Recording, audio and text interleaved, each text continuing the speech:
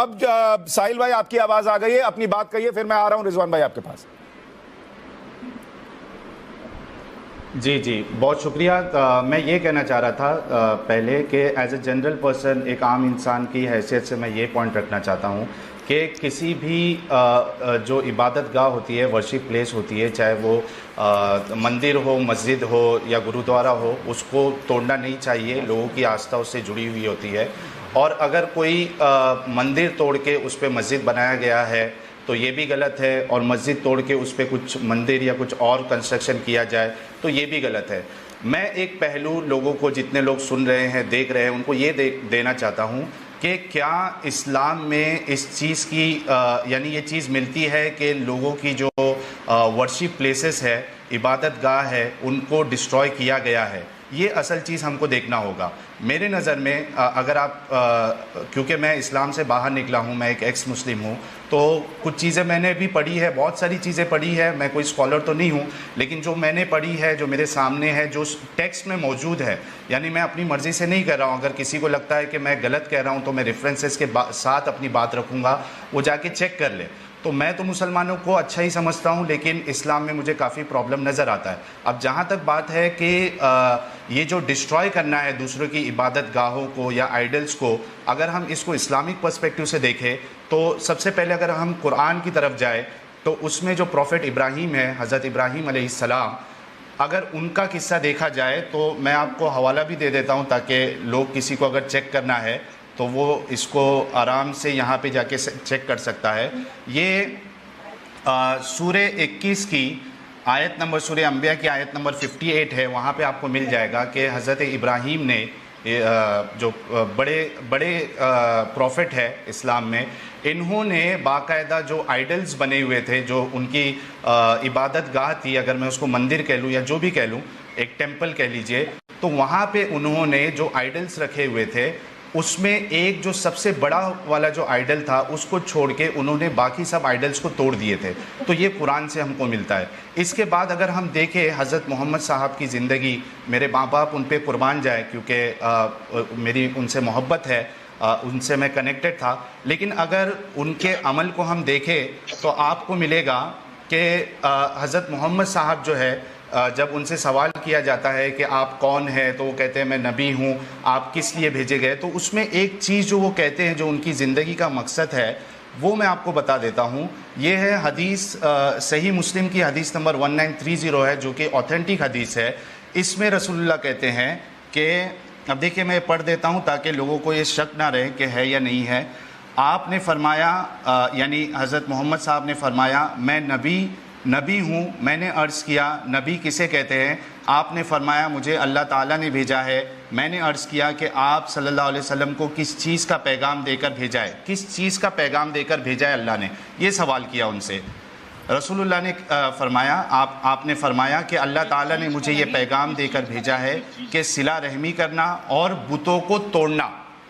अब इसमें देखिए कि रसूलुल्लाह को जो पैगाम देके भेजा गया था, उनका नहीं, लेकिन साहिल भाई ये बात आज की तारीख में जो हम चर्चा कर रहे हैं उससे कैसे कनेक्ट हो रही है, ये समझाइए।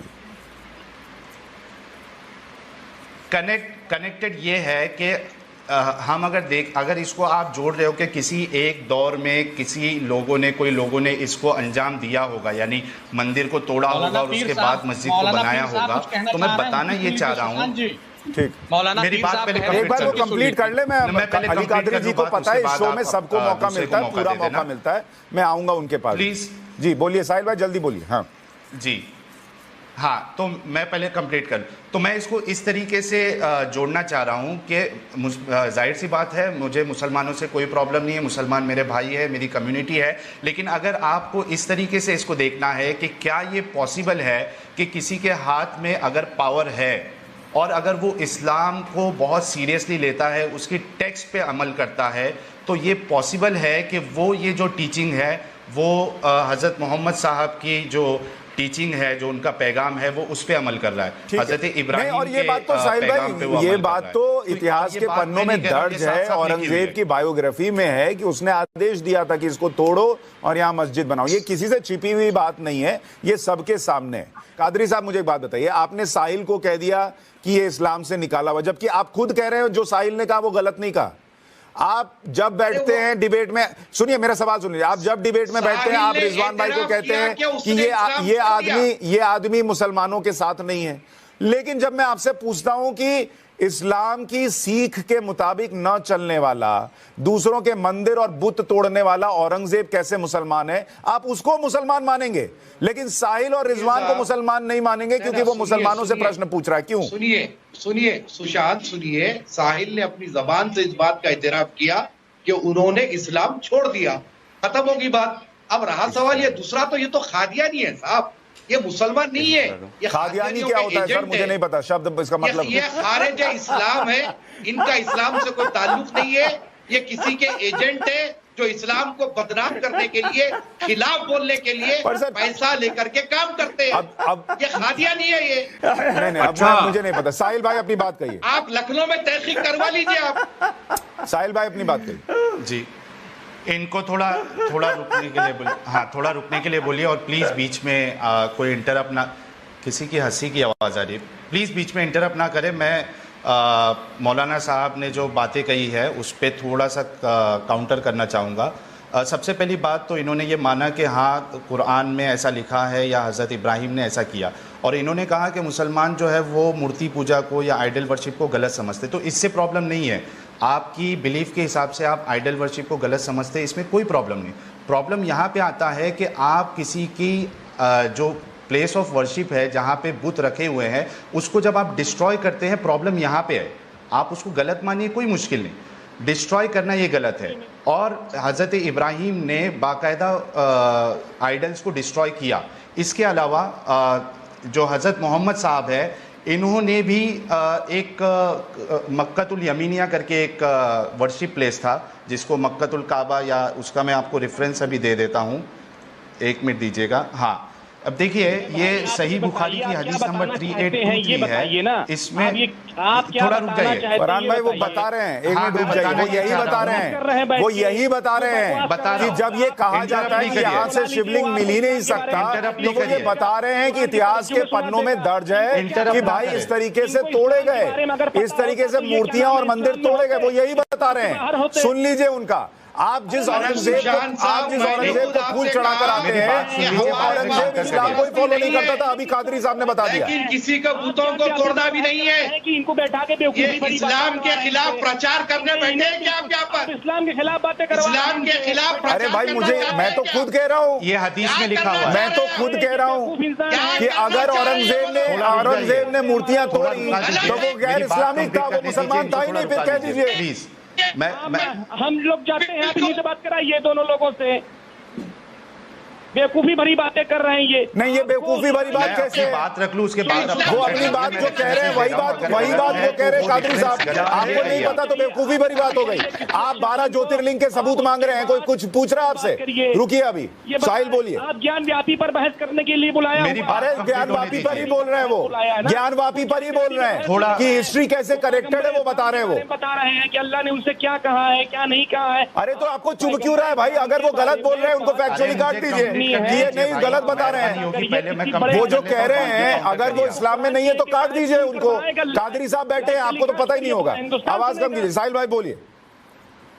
अरे मैं बता तो रहा हूँ, इनकी बेवकूफी भरी बातें नहीं। हाँ प्लीज बीच में प्लीज ना बोले, थोड़ा सा देखिए, यही प्रॉब्लम है कि हम मुसलमान जो है वो सुनने के लिए रेडी नहीं होते, और ये बहुत गलत मैसेज जो है लोगों में जाता है। सुनना चाहिए, आप रेफरेंसेस लीजिए, उसके बाद अगर कुछ गलत है तो उसको काउंटर करिए। आप थोड़ा रुक जाइए। कादरी साहब हदीसों का हवाला दे। कादरी साहब वो अगर गलत कह रहे हैं, आप भी तो बैठे हैं, आप काउंटर कीजिए। उन्होंने जो पिछला कहा, आपने खुद कहा कि ये है, काउंटर कीजिए अपने वक्त में।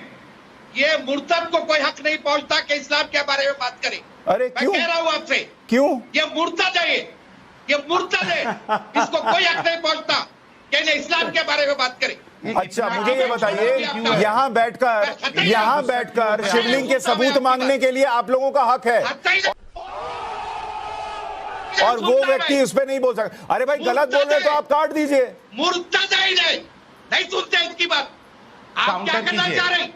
इस्लाम के खिलाफ बिठाते अरे इसमें इस्लाम के खिलाफ क्या है सर? बढ़ जाएगा, क्या बोल रहे हैं मौलाना बीपी बढ़ जाएगा।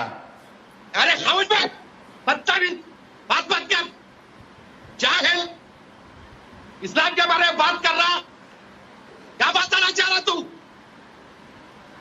हदीसों में के बात कर, हदीस में मैं नहीं बता रहा हूँ आपको, हदीसों पे एतराज कर रहे हैं।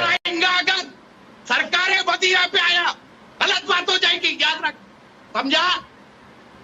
मुर्तजा तू, तेरा इस्लाम का ताल्लुक क्या है रे? मैं जो लिखा है वो बता रहा हूँ। अरे चुप, मुर्तजा तू चुप, बात कर रहा। सरकार मदीना पे आया तो बात खराब हो जाएगी। अच्छा मैं बात कंप्लीट कर दूं अपनी? चुप, कुछ नहीं बोल सकता तू। क्यों नहीं बोल सकता सर? वो अगर वो गलत बोलेंगे आप उसको काउंटर कर दीजिए कि गलत बता रहे हैं आप सही प्रचार कीजिए। तो आप है जो ऐसे लोग बुला के बिठाते आप। अरे ऐसे इस्लाम के खिलाफ क्या बोलना चाह रहे? अरे मुझे ये एक मिनट जरा, एक मिनट कादरी साहब थोड़ा शांत होइए। पहले आप थोड़ा शांत होइए, आप पहले थोड़ा शांत होइए, आप पहले थोड़ा शांत होइए। अब आप वहां बैठ के डिबेट बंद करा दीजिए। प्रचार कर रहे तुम, मुझे ये बताइए, मुझे ये बताइए अली कादरी, मुझे थोड़ा शांत हो जाइए, शांत हो जाइए। आप जो कर रहे हैं इससे और गलत इंप्रेशन जा रहा है। आप शांत होइए, बहुत सुन लिए, आप शांत हो जाइए, आप शांत हो जाइए, आप शांत हो जाइए। ऐसे मुर्तद मुझे ये बताइए, इस्लाम के खिलाफ साजिश है ये, मुझे ये बताइए, सुनिए ना, हिंदुस्तान का मुसलमान तुम्हारा देखना, हिंदुस्तान का मुसलमान। तो आप धमकी दे रहे हैं कि हिंदुस्तान का मुसलमान देख लेगा? तुम्हारा हिंदुस्तान का मुसलमान नहीं, क्या देख लेगा? आप चैनल पे बैठ के धमकी दे रहे हैं और कह रहे हैं कि इस्लाम जो है ये सिखाता है क्या? आप चैनल पे बैठ के धमकी दे रहे हैं कि देख लेंगे। गलत प्रचार नहीं, गलत प्रचार के लिए, अगर गलत प्रचार करना होता तो आपको नहीं बुलाते। आप उसको काउंटर कर रहे हैं। प्रचार नहीं होगा। मुझे ये बताइए, ऐसे लोगों को इस्लाम पर बोलने का कोई हक नहीं है। इस्लामिक स्कॉलर बोल सकता है इस्लाम पर। नहीं, एक मिनट, आप शांत होंगे तो मैं अपनी बात कहूं। आप शांत होंगे तो मैं अपनी बात कहूं। थोड़ा शांत होइए। मैं आपसे कह रहा हूं कि साहिल ने जब पहली बार जो बातें कही, आपने खुद कहा कादरी साहब कि ये बातें लिखी हैं, फिर आपने उसका मतलब समझाया, फिर आपने ये समझाया कि उसके क्या मायने हैं। तो ये अगर मुसलमान इस्लाम के खिलाफ होता तो ये बात नहीं होती ना सर, एक तरफा डायलॉग चल रहा होता। ऐसे लोगों को इस्लाम, अब वो जो कह रहे हैं वो ये समझाने का प्रयास कर रहे हैं कि भाई ये औरंगजेब जैसे लोग जो इन्होंने किया, वो उन्होंने इस बात के लिए किया, ये सोच कर किया कि भाई यही आदेश है। वो ये कहना चाह रहे हैं। आप उसको ठीक कीजिए और कहिए कि ऐसा आदेश नहीं है, बात खत्म हो गई। आदेश नहीं है। हाँ तो कोई आदेश नहीं है, ये कहिए। कि किसी के भी धर्म को नुकसान पहुंचाना इस्लाम नहीं 3 मिनट दे दीजिए। अरे भाई तो यही तो कह रहा हूं कि अरे तो कहिए कि मुगल इस्लामिक नहीं थे, फिर उन्होंने तोड़े ना मंदिर। नहीं थे वो, तुम जानो। कैसे जानूं, कैसे जानूं? आप मुगल के खिलाफ एक बात नहीं सुनेंगे, लेकिन मुगल ने मंदिर तोड़ा या नहीं तोड़ा ये आपको नहीं पता है। हिंदुस्तान में मंदिर क्या हिंदुओं ने तोड़ दिए? प्रूफ तो होने दो। अरे क्या, अरे भाई ज्ञान वापी छोड़िए। मुगलों ने मंदिर तोड़े कि नहीं तोड़े, मुझे ये बताइए। मुगल ने हिंदुस्तान में कोई मंदिर नहीं तोड़ा। क्या बात कर रहे हैं आप कादरी साहब? आप डिफेंड करने के नाम पर मुगलों को अगर डिफेंड कर रहे हैं तो फिर आप इस्लाम को डिफेंड नहीं कर पाएंगे। हाँ साहिल भाई, छोटे में जवाब दीजिए। ये पूरी बहस, इसका रास्ता कैसे निकलेगा आपके हिसाब से? क्या मुसलमान सुनने को तैयार होगा कि भाई इसकी जांच हो जानी चाहिए? हाँ, मुझे बस 3 मिनट अनइंटरप्टेड दे दे, मुझे ज़्यादा बोलने का मौका नहीं मिला है। मैं पॉइंट टू पॉइंट बात रखता हूँ। और सबसे पहले मैं मौलाना साहब और जो हमारे दूसरे पैनलिस्ट हैं उनसे ये कहना चाहता हूँ कि देखिए, आप एक इस्लामिक रिप्रेजेंटेटिव बैठे हैं, आपको बहुत ख्याल रखना चाहिए कि आप जिस तरीके से अपने आप को प्रेजेंट कर रहे हैं लोगों में उसका क्या असर जाएगा। अगर आप खुद अपने अंदर जो है सुनने की और उसको समझने की सलाहियत अगर आप नहीं दिखाओगे। साहिल भाई छोटे में मेरा समय खत्म हो गया है, जल्दी से अपनी बात करिए। प्लीज पहले बात, मेरे पास सिर्फ 30 सेकंड है आपको देने के लिए, समय नहीं है, बोलिए। जी, मैं सिर्फ इतना कहना चाह रहा हूँ जी, मैं इतना कहना चाह रहा हूं कि मैंने जो बात कही थी वो सही बुखारी हदीस नंबर 3823 में है, जहां मोहम्मद साहब ने, हज़रत मोहम्मद साहब रसूलुल्लाह सल्लल्लाहु अलैहि वसल्लम ने बाकायदा दुल खलसा नाम की जो वर्शिप प्लेस थी वहां पे उन्होंने उसको डिस्ट्रॉय करवाया था। मैंने हवाला दे दिया है, वो चेक कर लीजिए। इसके अलावा मौलाना कादरी साहब जिस फ़िरके को मानते हैं, तो इन्होंने जो आयत बताई थी सूरह अनाम सूरह नंबर 6 आयत नंबर 108, जिसमें यह कहा गया है कि दूसरे के खुदाओं को बुरा ना कहो, इनके ही जो फिरके के जो बड़े आलिम हैं उसकी तफसीर में लिखते हैं कि ये आयत इसलिए उतरी थी क्योंकि मुसलमान जो है वो गैर मुसलमान के खुदाओं को बुरा भला कहते थे, गालियां देते थे। तो ठीक है, मैं मेरे पास समय इतना ही था, मैं बस इतना कह रहा हूं कि इस पूरे मामले में जब इतनी चीजें हैं, इतिहास के पन्ने हैं, तो उनको जोड़कर कम से कम सबूतों पर चर्चा होनी चाहिए और सबूत क्या कह रहे हैं वो दिखना चाहिए। बहुत शुक्रिया आप सब।